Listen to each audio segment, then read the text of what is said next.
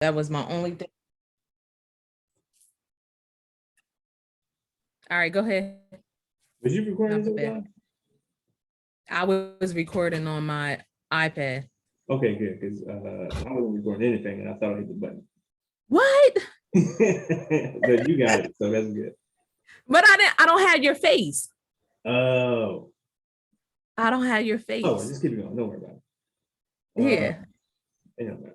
So anyway, but trying to break into this real estate business and like talking to some of the people that I talk to and doing things, you know, they telling me like some like this loan company I was working with, she was telling me how another client of hers was just trying to get a deal or just trying to get the property just to get the ball rolling. And it was assuming a lot of risk, like they wasn't getting inspections done on the property. And then, you know, they just wanted to buy the property and just like quickly rehab it and get it going. But for me, being new and trying to get in there, I'm just trying to do, you know, the best things as possible moving forward. And like I'm spending the money to have the properties inspected. I'm spending the money to have it appraised and trying to get an after repair value so I can know how much this property can possibly value for once I've done rehabbing it. You know, taking the time to, you know, look at the property and, you know, getting my rough estimate of how much it's going to cost to rehab it. You know, like, you know, and, you know, try and get as accurate numbers as possible so that way, you know, so I'm mitigating as much risk as I can. And, yes. You know, and not having too many oops happen to me, and you know, because oops cost money. Yes, and it builds up. Right, and some oops can be very expensive. So, but yeah, like taking those risks is very important. And another thing that I got out of it was networking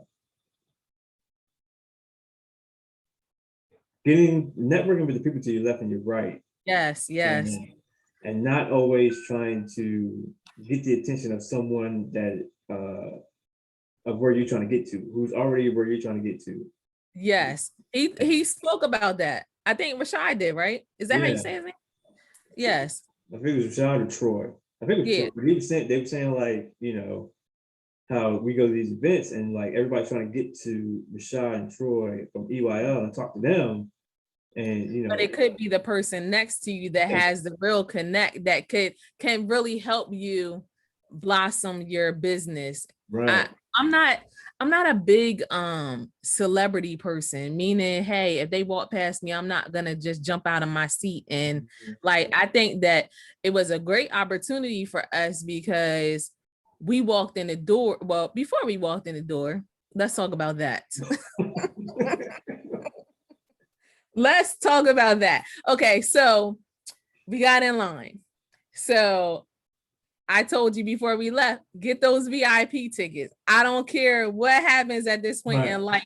Like always get the VIP tickets because it can move you in different directions. I don't think people realize that. They always want to go the cheap route for some reason. Most people. But pay the extra $10 to get somewhere. So when we got in line, and they called us to come up, the VIP ticket holders. And the guy was like, what do I have to do to get VIP? How can I pay more? Right. Dude gave you that option on the website, I believe, that you went to. Right. But don't cause a scene now because people are moving faster than you. Sometimes you gotta wait. If you're taking that cheap route, you're gonna have to wait. So I think that's a good thing that we did, but also the opportunity to sit in the front. A lot of people want to sit in the back and be distracted, but I believe from going to any school for that matter, sit in the front. There's nothing wrong with sitting in the front. Don't sit in the back if you can. Because when we got there, it wasn't a lot of people. We were able to move to the front. Nobody stopped us and was acting crazy like, no, this is for celebrities or anything like that. I think more celebrities were in back of us or at the top. So Like I said, I'm not a big celebrity person. Like if you're cool, you're cool. But it doesn't move me how it moves other people. So when they came down and they gave us the opportunity to, talk to them, it wasn't really, I wouldn't say it wasn't important to me, because I wish we had stayed, but at the same time, like, we'll get another opportunity to talk to them. I know we will. That's in my heart anyway. Yeah, but I had an early morning the next day. So I didn't want to stay late, and plus, like they were saying, like, network with the people to your left and your right, because they're, Yes. probably have like same mindset, the same hunger, and not to say they're not hungry, but like their hunger, they have a different hunger now, Yes. where they at versus my hunger now, where I'm trying to get to. So, connecting with somebody who has the same hunger as I do, we can collab better and, probably work out and be able to move better together, as long as we're compatible. And, and that was another thing that I got out of that podcast, is when they were talking about trusting your partner. Yes. And, you know what I mean? And, playing to your strengths, because yes, my strengths may not be your strengths, but your strengths may be my weaknesses. Yes. And, that meshes well. And if you're playing to your strengths and I'm playing to my strengths, and that could, help us progress faster. Yes. And I definitely, I thought Agree with that. I definitely agree with that, and thought that was like major. And it's stuff like that, like you would, it's practical, but you don't really think about it. You think, you tend to think too far, where I tend to think like bigger, or how can I execute this on my own, or I need to do this on my own, or yes, I don't want to involve certain people because I'm trying to get stuff done, or but it's like, but at the same time, you can't do everything. Yes. And everything is, you're not strong at everything, and that's where meeting someone and trusting that partner, and having someone that can execute things that you may not be able to, or they're better at than you. And yes, I think that was a major key. it was a huge gem.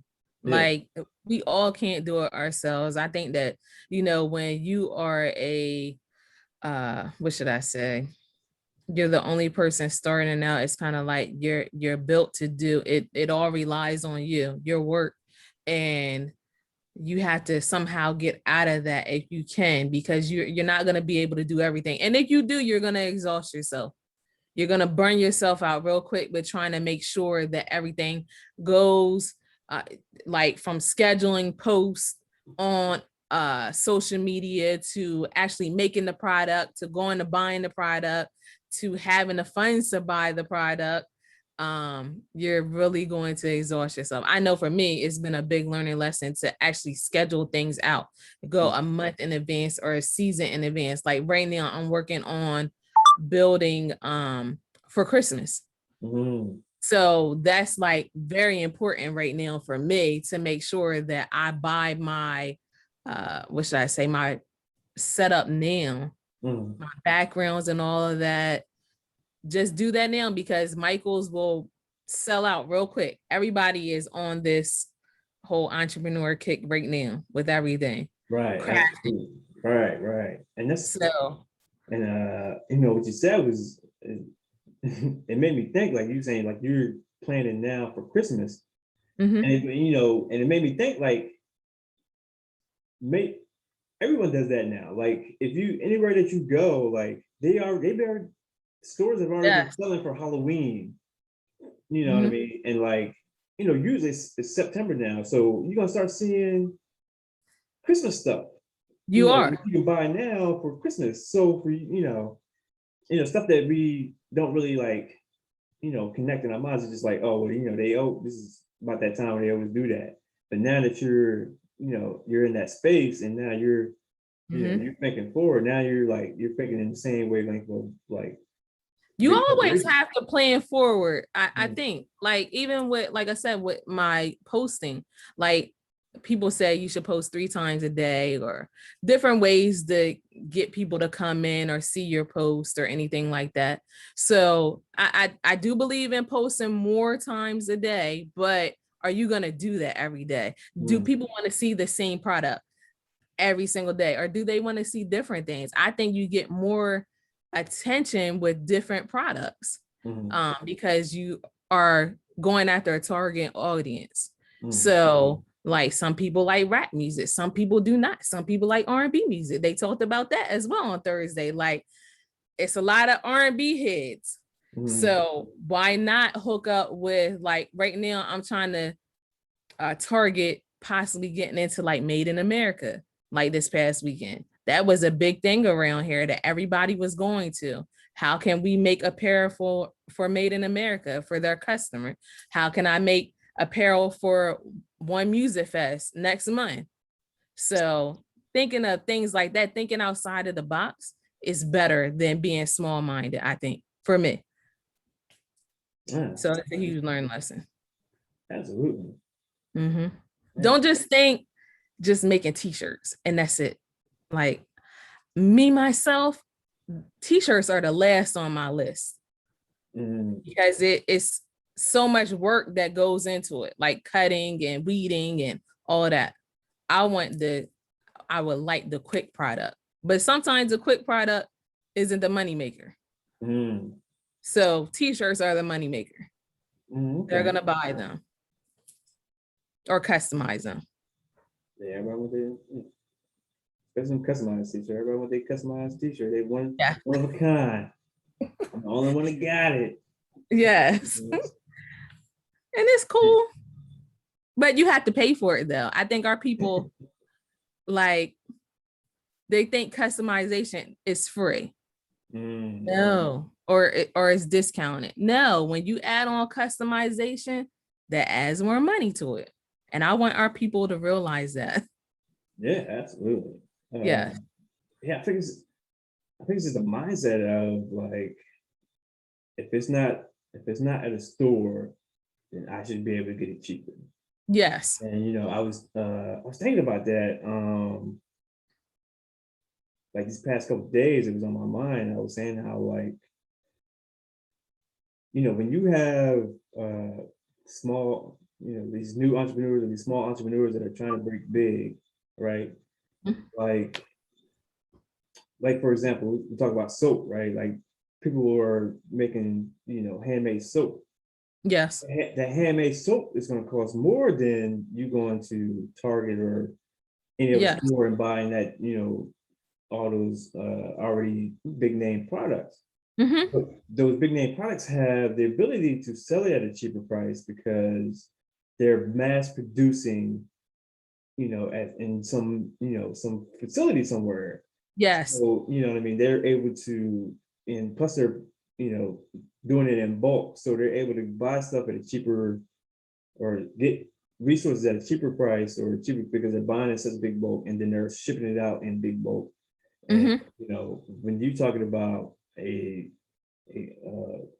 someone who's doing it handmade, they're not buying stuff in bulk or like bulk like that, you know what I mean, at that level, so it's going to cost a little bit more. And then when you're talking about entrepreneurs that are coming out now or just making that stuff, they're looking at ways to make it as organic and as clean, so it doesn't have a bunch of chemicals, it doesn't have a bunch of all this unnecessary stuff that you don't want touching your skin. We're talking about hand soap. So like, using that stuff, it costs more to acquire those products and to hand make that stuff. So it's going to cost more, but in the long run, it's probably better for your skin, or it's probably better for our skin. Yes. Than the regular soap. Than the regular soap, because the regular soap wasn't made for everybody. It was made for a certain demographic. Yes. I mean, so, and then you got to think about that, and in other aspects too. Some of these other folks that are making stuff, like people who are doing, or say like sneakers, like they're making their own, have their own brand of sneakers. They're not mass producing sneakers like like the big brands. You know what I mean? They're, so it costs a little bit more to make a smaller amount, and just to execute and limit it amount. Mhm. So yeah, so it's definitely I don't think we think about that as much. We just think about the No. price. We're not thinking about all the nuances that go into what we're that product that we're looking at, or we're talking about buying. Mhm. And I think it's slow. It's the more it's being talked about, it's slowly changing. Like that mindset is being kind of changing. Like, look, it takes more to make that product versus Yes. going somewhere where it's mass produced and they have those resources where they can make big, because they're appealing to a global market Yes.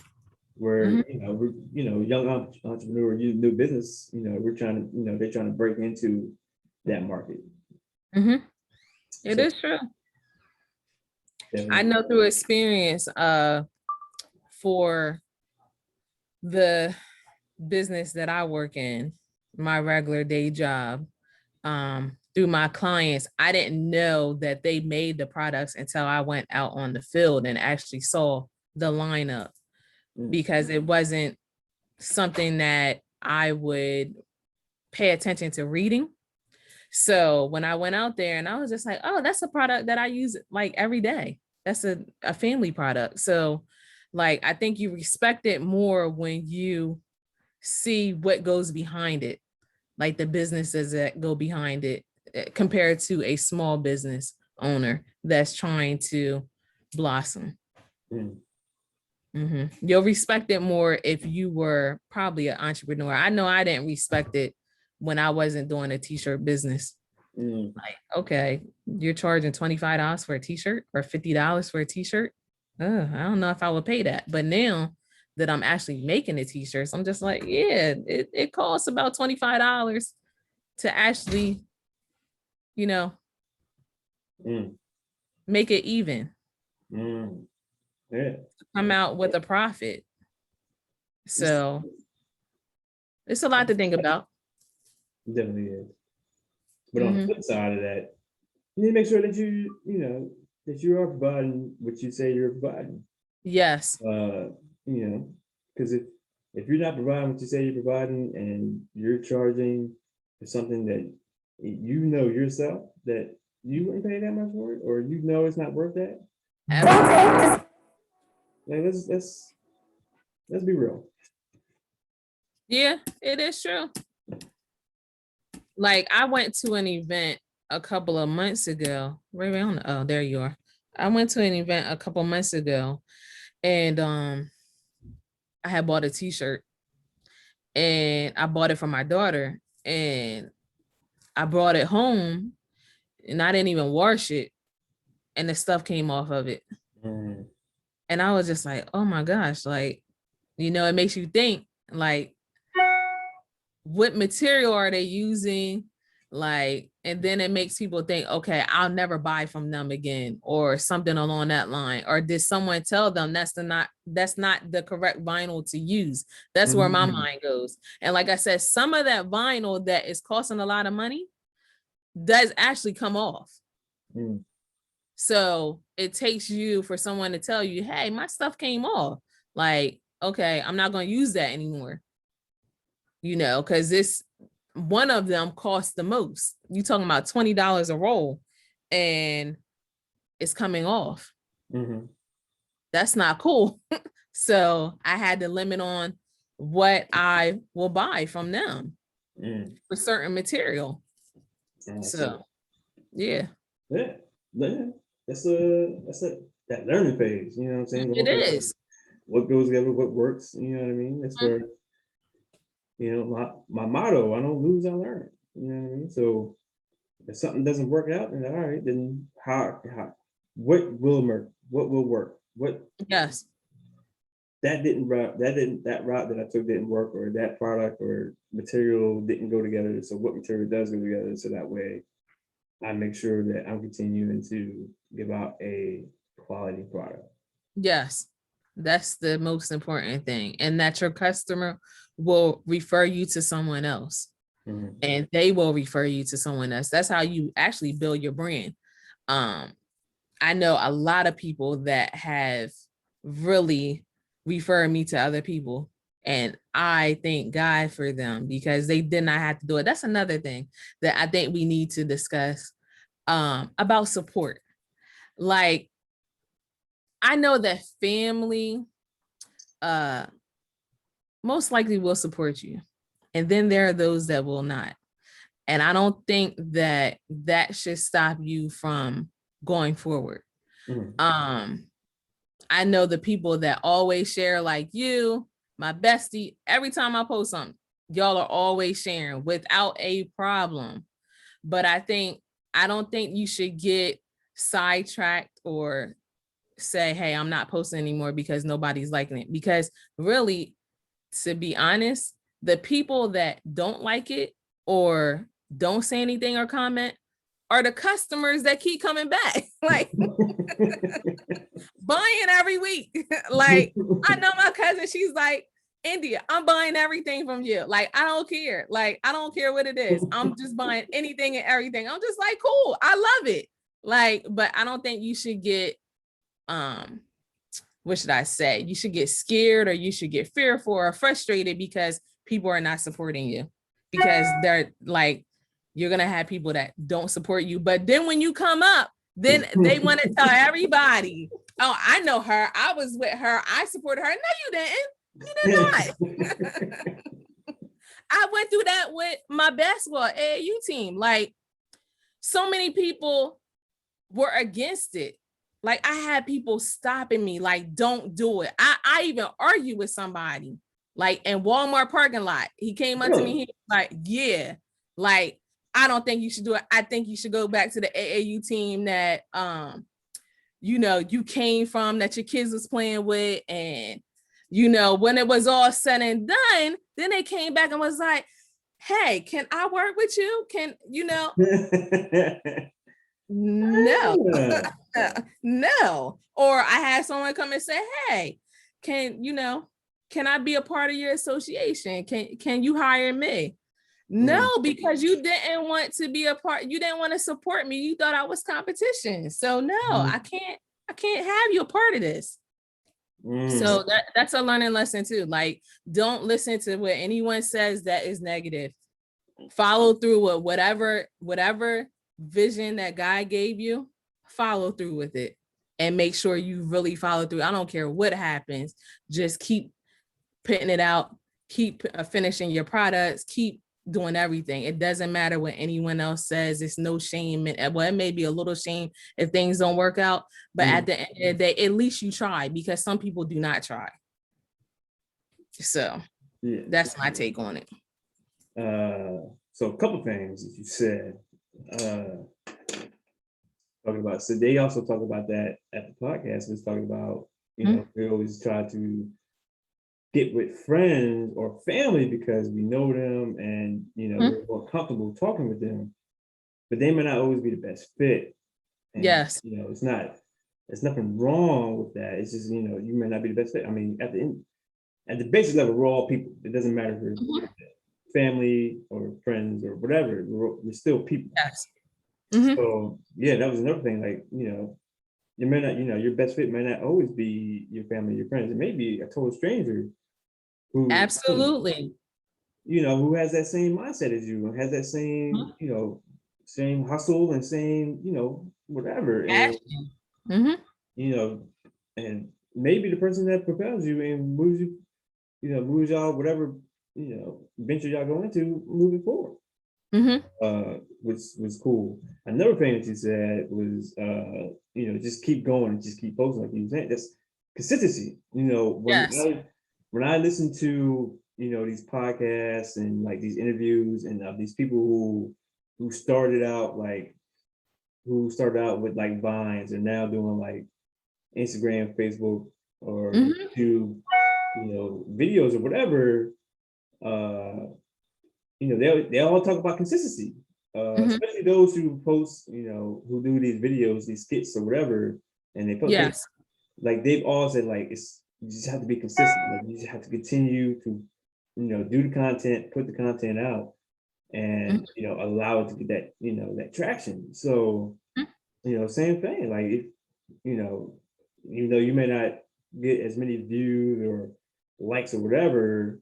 Mm-hmm. I mean, but you're still starting out. So, you're still in the early stages of doing that. So, as you continue to make your products, make your apparel, and you continue to post it, because every time when I catch it, if I see you post something, it's like a Mm-hmm. reel or a post, and I share it. Like Yeah. recently, I had shared something that you had posted, and a friend of mine DM me and was like, "Is that your sister's business?" And I was like, "No, it's my cousin's." I was like, "But go check Uh-huh. it out." You know what I mean? So Yeah. like, I'm starting to get, Who questions is about that? their business. Yeah, questions about Yes. their business. And then when you said that you were gonna do looking at doing some, I don't know, about one of the months coming up. I don't know if I'm gonna put it out Uh-huh. there, but you was talking about a month that's coming up. And I Mm-hmm. know people who celebrate that month or who Yes. recognize that month. You know what I mean? So if you do, put some products out for that, I Mm-hmm. know I'll put that out and they'll be like, oh, I like that. And because the relationship I have with them, Yes. you know what I'm saying? And because that I'm supporting you, they'll Mm-hmm. support you just, through me, Yeah. and get you that traction that you need. And Yeah. then if once they get it and they like it and they wear it and someone else Yep. asks them about it, Mm-hmm. what I'm saying? That's more, that's more traction that's gonna come to you. Yes. So, you gotta You consistency. got to keep going You at the gotta end keep. of the day. Like, I don't even get, like, I think earlier in the month, last month, I was just like, maybe, I should simmer down a little bit. But then I was like, when I went to Atlanta, I was just like, why am I simmering down? Like, why? Like, I know what I have. I know what I produce. I know what my potential is. So why not take advantage of it? Do I want to sit here, like Wallow said earlier, like, why sit around and be mediocre? Like, why not take full advantage of your opportunity? Like, we've already been through the struggle. So why not continue to get out of the struggle? Like, when I turned 50, like he said, I don't want to be sitting, I want to be retired. When it's time for me to retire, I don't care if they got the money or not. If I done paid into it, they better have it. Social Security. I'm telling you that right now. Everything that I paid in, I don't want to hear no excuses. I want my money. But anyway, when I get ready to retire, I want all of my money coming in that I've invested in, meaning that I do what I need to do. Right now, I will hustle now. I don't have to party every weekend now. Like, I don't have to be out in the club. I don't need to be here, there, everywhere. I schedule my stuff when I want to have fun, and then I get back to the grind at the end of the day. And that's how I felt when I came back from Atlanta. I'm walking through the malls down there. It's like everybody got money. They seem like they got money. So why not me have the money? Right. What am I waiting for? I deserve it just like everybody else does. I work hard, so why not take advantage of it? Absolutely. Absolutely. And hearing you say that, I mean, I think sometimes I think our environment, plays a part in it. Limits us. I Yeah. think, are you in that environment where you're able to execute and, do the things that you want to do? All the resources that you need in order to execute what you need to execute, in that area that you're in. Mm-hmm. Absolutely. You know what I mean? And, until, use, I mean, you have to do what you got to do because, you know, you are where you're at. You know what I mean? Mm-hmm. But, it doesn't mean, to slow down or you need to stop or like Mm-hmm. give up and be like, this just isn't working. Like, no, you have to keep going. You just have to keep going. Yeah. Just like working out and getting fit. Like, Yes. if you're not working out or staying active, Mm-hmm. on a regular basis, I'm saying you're not gonna get where you want to go. If you're trying to get No. fit, I'm saying, it's not gonna happen unless you're gonna go out here and get some surgeries. But Yeah. even if you do get surgery, you have to maintain that after the surgery. Like You do. or you're gonna go right back to where you were. So Exactly. And you just wasted some money. right. So it's consistency. You can't get complacent and you can't allow negativity to come into your space, whether it's internal or external. Yes. You know what I mean? And you know, we had a conversation like we did a couple of times. And like years ago. And like, look, you know what I mean? Like people will put their fears on you. You know what I mean? They will. And the people that you know, the people that I'm stop talk for myself. Like people that I talk to, or like if I got an idea and I share that idea, and you know, if your response is negative, I'm not gonna talk to you about it no more.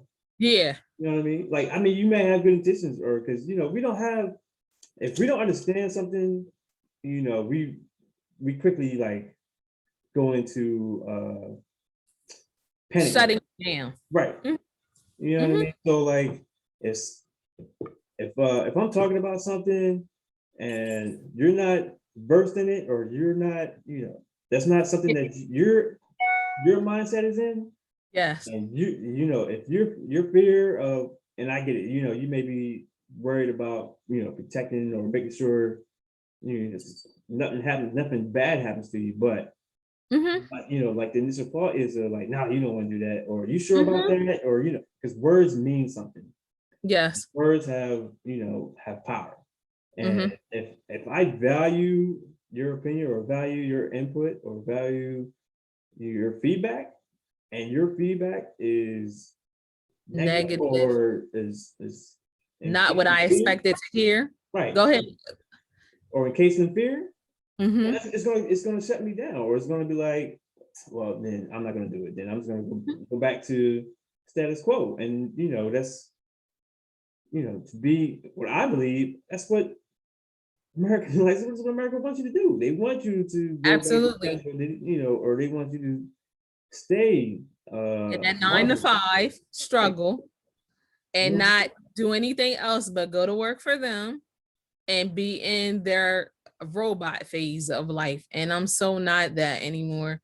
Like you work so hard to create a life, and then when you like this whole thing, we talked about this too, going and buying a house, but you go and buy the house, you know, a loan owner. That's what I call it. You become a loan owner.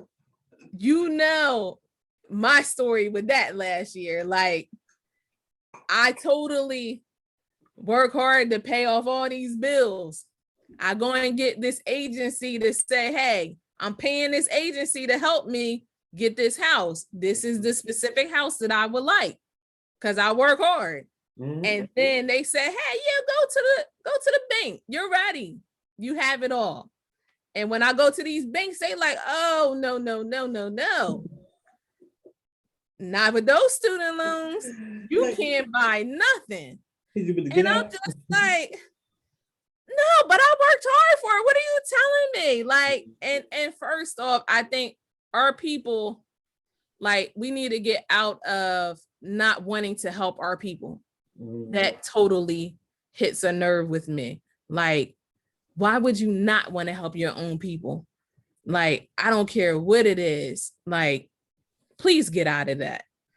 You know, right. Like, if we move faster than each other, it doesn't mean that you're not going to get it either. I think that's where the support problem lies, because you see other people moving further in life, and it creates a whole jealous or competition for each other.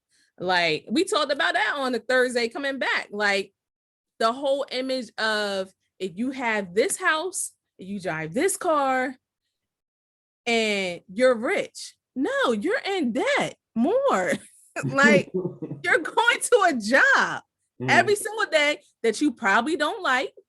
You may like it, but do we want to dabble in that? Going to jobs that we absolutely hate, or being in uncomfortable situations where we're forced because we got to support our family, or whatever the case may be. We have bills at the end of the day. But that whole situation of buying a house with student loans, and we really shouldn't even have student loans to begin with. You know, that was something that I realized last year. Like, my dad was in the military. Why do I have student loans? You know, It's just something to think about, like educating ourselves on making sure the people that are actually in the military, making sure that our kids have what they need to have. I don't care what kind of situation that you're in. Don't forget about that. You were in the military, take full advantage of it for your kids, you know, be in the right state of mind and just say, here, let me not pass this off. And that's what I didn't want for Jay when she went down there to Clark, was to create a whole other situation on top of my situation. So I will take the fault for anything before she takes the fault for anything, because I made sure that she was able to have the opportunity to go, and she needed to go to get out of this state and the small mindedness. Absolutely. So, now, I take a step further. I think we need to get out of that mindset, and I've seen this and I've heard it and I've read it. Once you hit 18, you gotta go. Yeah. Like, why? Like, where did that come from?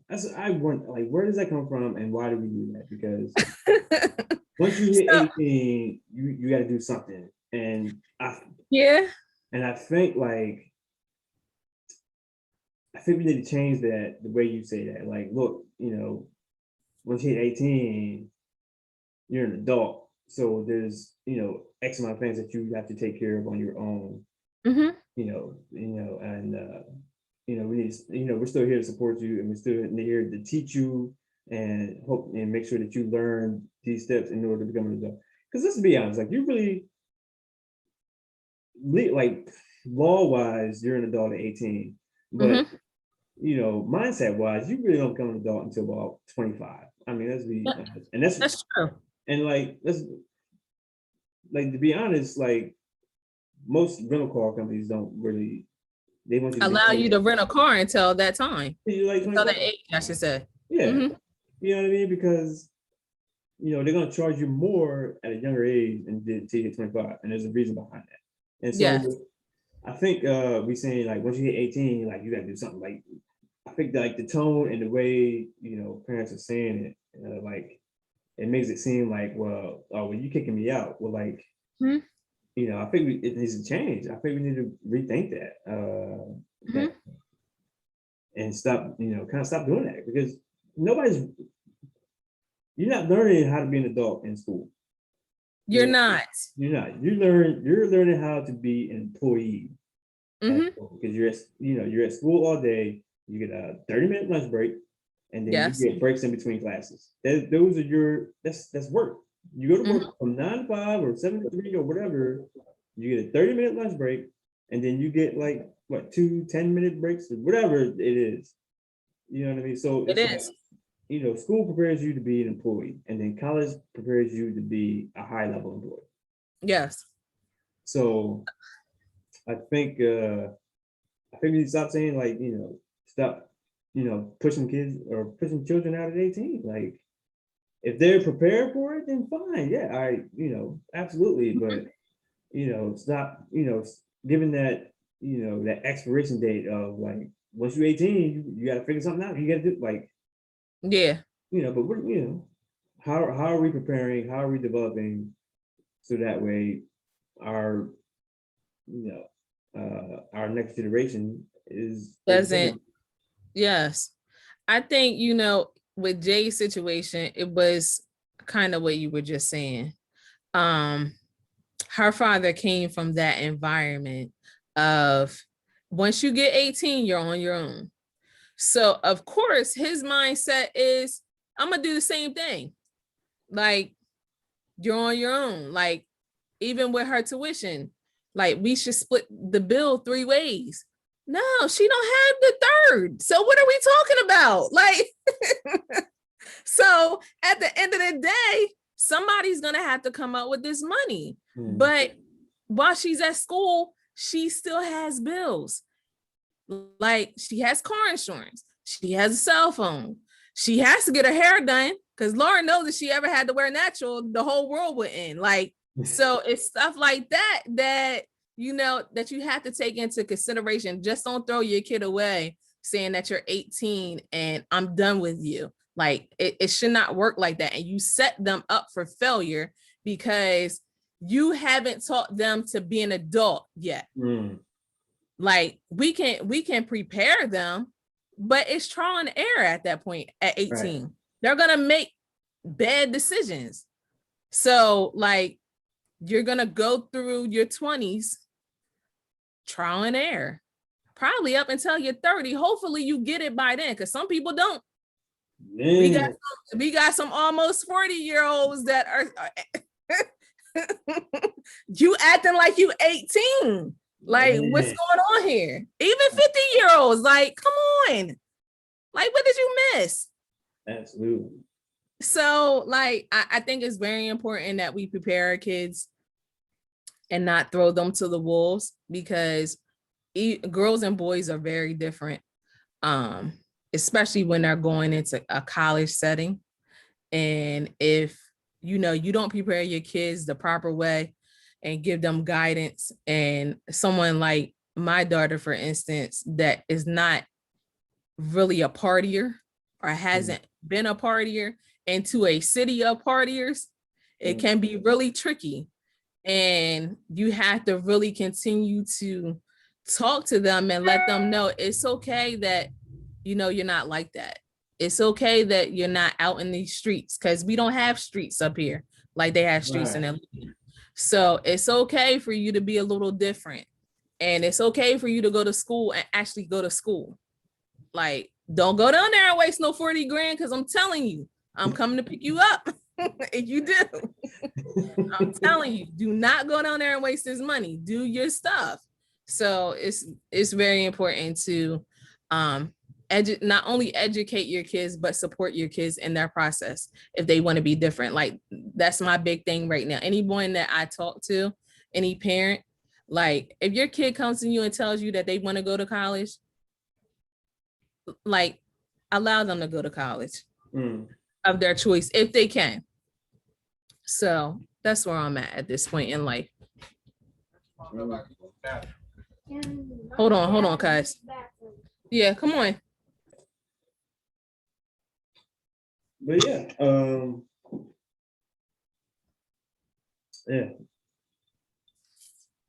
think it's interesting. Really need to change that narrative, how we talk to kids, or how we talk to our next generation. I think we definitely need to start earlier than, as soon as they turn 18. Now you need to learn how to be an adult. I think to start earlier, and you can spread it out. It doesn't have to be, all lumped in. Yes. Because like Saturday, when I was home Saturday, and Kai was at the house, David's daughter, my little cat. So I said, she was at the house, and I was like, "Hey, you want to go out and get something to eat?" And she said, "Yeah." I was like, "All right." Well, I was like, "Go get ready, and we'll go out and get something to eat."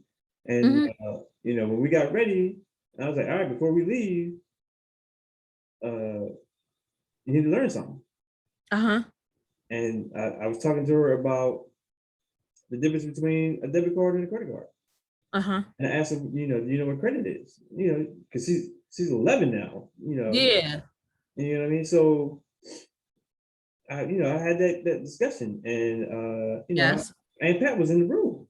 And I was having a discussion like, "Hey, do you know what this is?" And I showed her my debit card, and she was like, "Yeah, it's a debit card." And then I pulled out my credit card. I was like, "You know what this is?" She said, "Yeah, it's a debit card." I said, "No." I said, "This is a credit card." And she was like, "Oh, yeah." I was like, "Do you know what a credit card is?" She said, "Yeah." And I was like, asking what a credit card is, or asking what a debit card is, and do you know what credit is? And you know what I mean? It's extremely important to know the difference. Right. And I'm asking the questions like, if I have $100 in the bank, right? And so I can spend $100 on my debit card. Yes. If I have a credit card that has $100 limit, and I have $100 in the bank, how much money do I have? And she said $200. I said no. Yeah. Oh man. I said I have $100. I was like, because that's not how that works. And that's the mindset. Like, if I have $1,000 in the bank and I got $1,000 limit on my credit card. I got $2,000. No, you don't. Yes. Mm-hmm. You know what I mean? And then I also talked about whenever I use my credit card, I get bonus points. For every dollar I spend, I get a bonus point for every dollar. Yes. And I was like, do I get any bonus points when I spend money on my debit card? No. Mm-hmm. And I was, so it's better to use my credit card because I get bonus points and I'm able to, make purchases with those points that I've earned on my credit card. Yes. But and then I also explained I can't or I shouldn't, spend money on my debit card and my credit card at the same time. Mm-hmm. Yeah. So, trying to have that conversation now, start having those conversations and getting in that mind frame of like, financial literacy. Yes, it's extremely important Extremely. to catch them now before they jump into 18 and they're out in this world and making decisions that will impact them for years to come. Like when I was 18 and I had just had Jay, my grandfather told me, don't get any credit cards at all. Yeah, I have a friend. So I had posted something, I think it was David Chance, he was talking about if you don't have a credit card, then you're not fiscally responsible if you have to use your debit card. And I posted that on my page, and a friend of mine hit me up and was like, I don't have any credit cards. We said, like, we're in the same age group. She was like, I don't have any credit cards. And she was saying, my mom always told me, never get a credit card. Really? And I was like, yo, there's benefits to having a credit card. Yeah. And you know what I mean? So it's like, that's that, those fears that and not knowing, just right. Thinking that this is what worked for me and it should work for you too.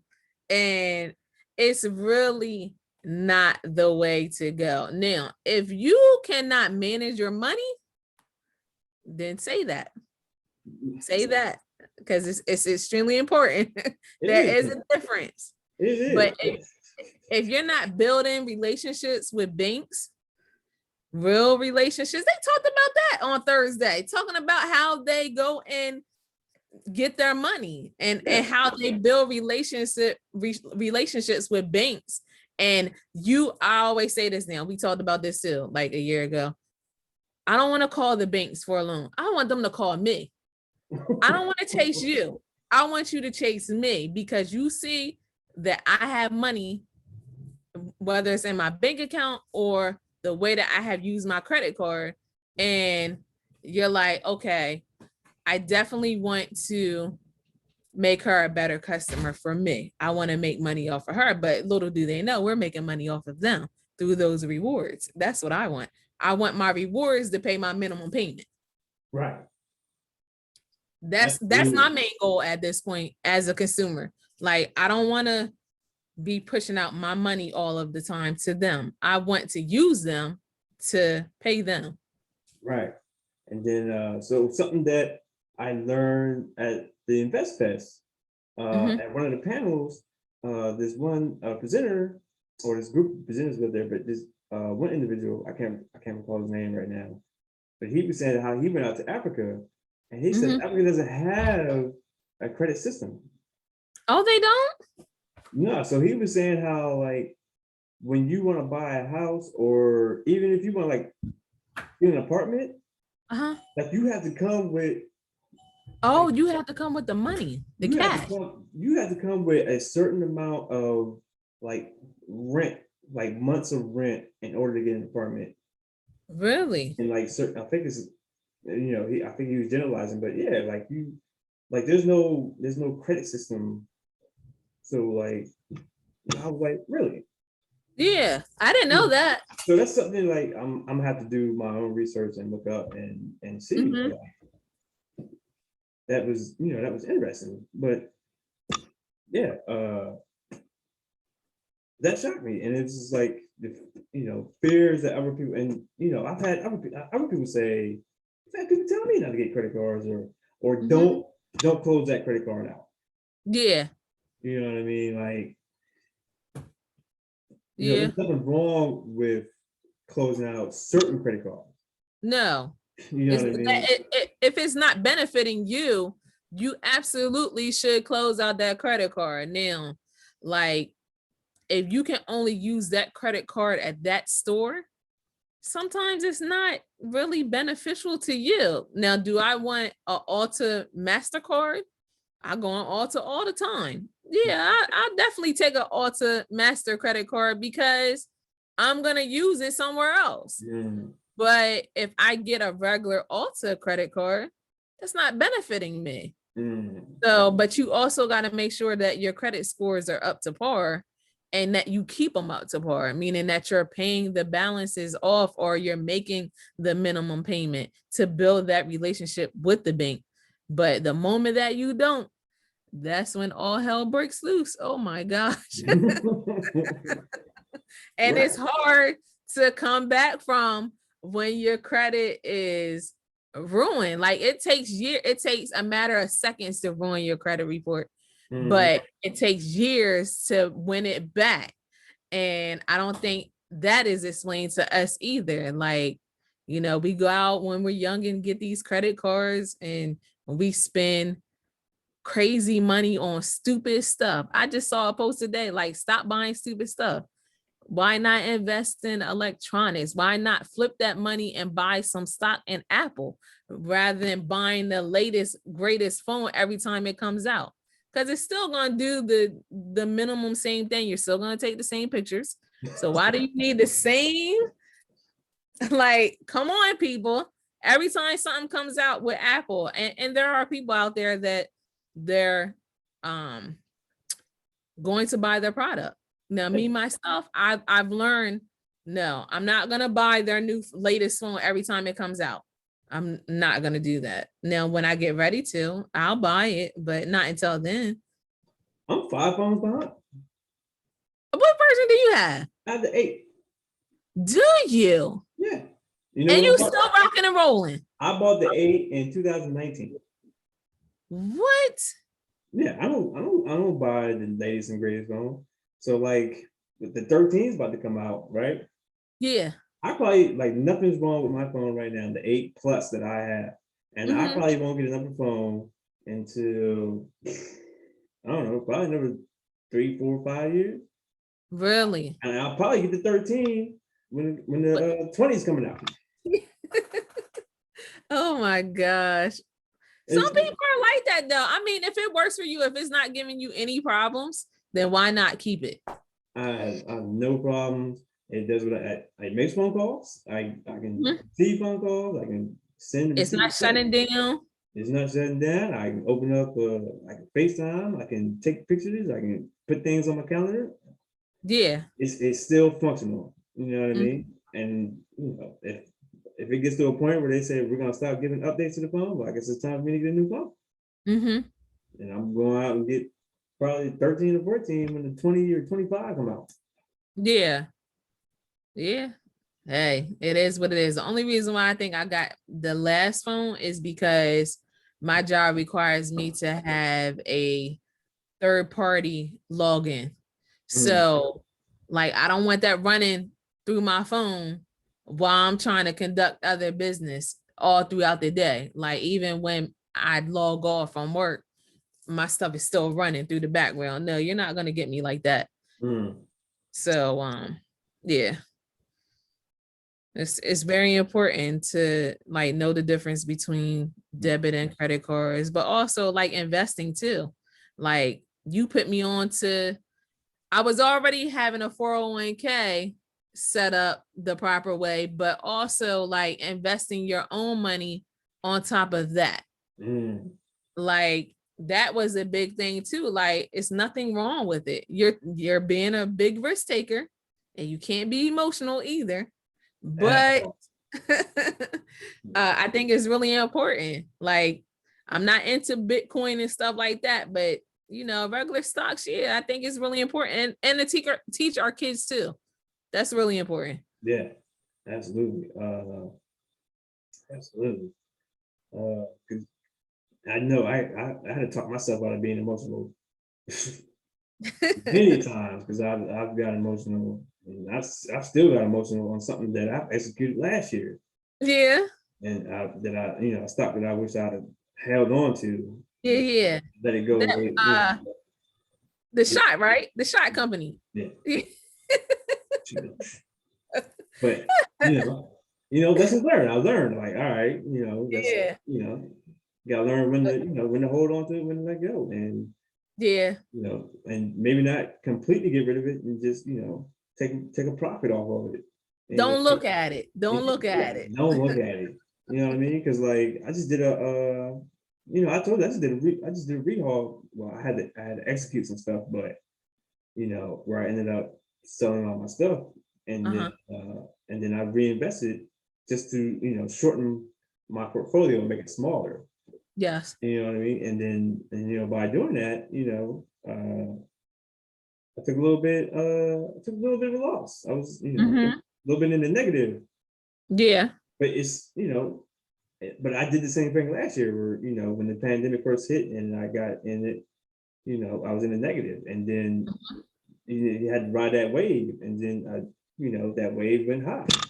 So I'm definitely in that part now where like I'm just riding the waves. The companies that I focus my money into now are long term. They're not short term. They're long term, and it's going to take it's going to ride that out and let it do what it do and continue to build that portfolio. So absolutely, can't be emotional. This is not an emotional program Not at all. at all. And it's really it forces you to be in the know, like what's going on, what is happening, like watching the news and see what's going on, what are companies doing, what is the people doing, because if if people are gravitating towards certain things, and then that's going to make it more valuable, and if they're shying away from certain things, it's going to make it less valuable. So I'm not saying just paying attention to what's going on in the world and being able to separate that white noise news and the news that's going to show you where things is going and where you need to put your money and stuff like that. So I think we start off Monday mornings, right? We listening to how the market is going to go. Now tomorrow morning we'll get up, we'll both get up and like, hey, what are we looking at? What are our futures going on with the rest of the week? What money is going to be sent this way or that way with bills, like, and that I think Congress plays a part in that too. The way that money is going to be sent to us, like we really didn't pay it. Well, I know I didn't pay attention to it until really the pandemic happened, of how we were getting our money. So it definitely is a huge learning lesson. But I also like to say, even with me with my 401k, when I first started putting into it, it was like 1%. I'll give you 1%. But then they was like, well, we'll match it. Okay, well, I'll give you 3%. But that's the most. But then I was like, you know what? I might make way more money if I would match it to their 6%. So, but then you hear other companies are giving like 13 or 15% match. And I'm just like, where are they? So, I mean, that's a huge learning lesson too, with finding great companies that are willing to match what you put in, even if they give you anything. That's another big part of it, because I would hate to get to 50 or 60 and work for a company for so long and not have nothing to show for it, because you're just going to pay, probably if you pay for me to die, my couple of thousand. I know the state does, but no, I don't want that. I want my money when I'm living. Like, I'm good. Right. So match my money that I'm putting in. And like I said, you do need to watch it, because some of my coworkers, everybody is older than me. Mhm. And of course, they're pulling Social Security now, but they don't look at their 401k Mhm. unless I tell them to. And at one point, like when I would go into my 401k and I would disperse different money, different ways, that's when I would tell them, hey, go do this, move your money over here. This is how I'm making my money. You need to do this or do that. Mhm. You know, take the risk. It's okay, but don't look at it if you're losing money. Like, Mhm. because you're gonna get emotional and you're gonna want to pull out. Right. Don't do that. Right. Just stick it out. And look at it probably in the next 90 days or something like that. If you see that it's really not working out in like 6 months, then you might want to think about reinvesting. But who's to say that it's gonna be like that forever? May Yeah. not be. Yeah. Like, cause like in the military, we have we don't call it 401k, we call it TSP, Trade Savings Mhm. Plan, and that's what we put our money into. Or you can put, but you have to Send it. yeah, you have to set it up for your money to go into it. Oh, okay. So it's not like it's not an automatic thing. Okay. You know what I mean? So you have to set your money up and for it to go into that. And it's a a raw Mhm. traditional and IRA, but I remember getting these briefings all the time, like, hey, this is TSP, you put Mhm. money in it, and when you become, who wants to be a millionaire, and if you put your money in there now, by the time Yes. you know, you're 60, you'll be a millionaire. But what they don't Mhm. tell you is, What to put it in? yeah, so like you can set it up for your money to automatically go into it, right? But Yes. what never got explained, or I don't remember hearing during the briefings, is that you have to actually go into the actual website after you set Mhm. it up to go in there, and then you're able to, move the money into different funds, Yes. make your money grow faster. I think legally they can't do it, Ray. Because like you always hear business people say, I can't tell you what to do. Now you can give me ideas now. No. So I see what you're talking about. No, they can't tell you which fund to put it in, but they're not even Yeah, tell you. But what I'm saying is they're not telling you that the there steps. are different funds that you can move your money in order to make Yes, it grow faster. That's what I'm saying. yes, You know what I mean? that So is it's like, true. they just say put your money in TSP, but when you do it, all it does is go to a general fund, which Hmm. it's just like putting it into a savings account, Savings account. Yep, right? yep. So And let it sit. and let it You'll sit, get your 1 cent, and that's it. right? So they're not saying like once you set it up to go in that fund, you know Mhm. actually log into the actual website and look at your account, and then do your own research to figure out what funds you want to go into and how you want to allocate funds and move your money.